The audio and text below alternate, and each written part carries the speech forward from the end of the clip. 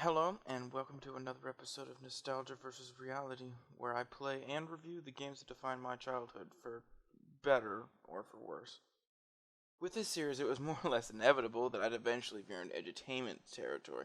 Like most children of the 90s, I spent a lot of my early video game years playing edutainment games, and so I've decided to kick off the genre in this series with what was probably the most influential of those games when I was a kid, Museum Madness for DOS.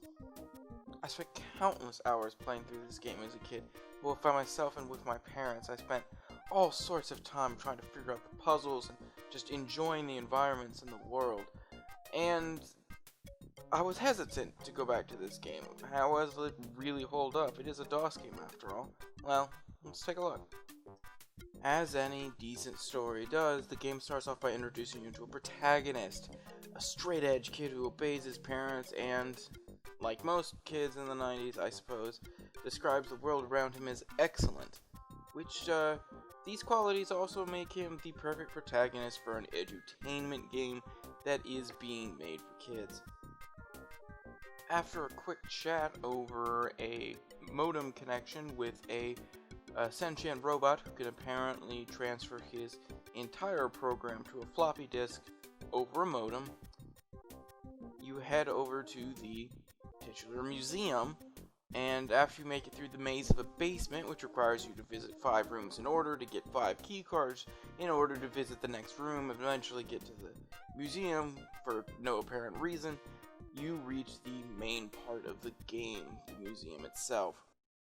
The game's primary story conceit revolves around the fact that the museum's exhibits have been redesigned to be completely inhabited by cybernetic replicas of real people who, thanks to a mysterious virus, now believe they are those real people. So, in true video game fashion, you head off to the museum to repair all of these exhibits.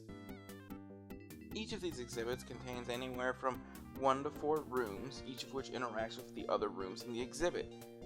Each exhibit is more or less its own adventure game. There's items to pick up in the world, and you can use them with people, other items, the environment.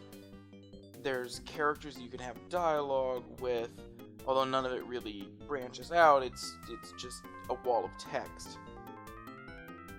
Each exhibit is either a general idea, like simple machines or clean energy, or a major historical event, such as the Revolutionary War.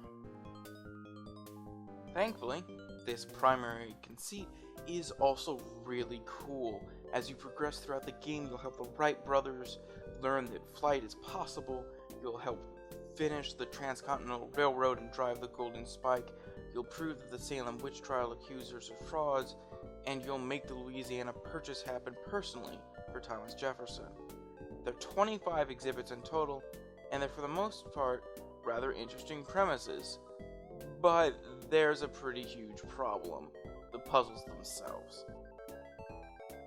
The adventure game-like segments of the game are totally fine, if a bit easy, but the vast majority of the game relies on terribly boring puzzles that usually involve shuffling around tiles to make a picture, or dragging things around until they just happen to snap together. The exhibits where there's a historical aspect of dialogue and item puzzles are great. Using a flashlight to create apparitions in the Salem Witch Trials exhibit comes to mind, but these are a minuscule portion of the game, and what could have been great seems to have become a victim of a rapidly approaching deadline.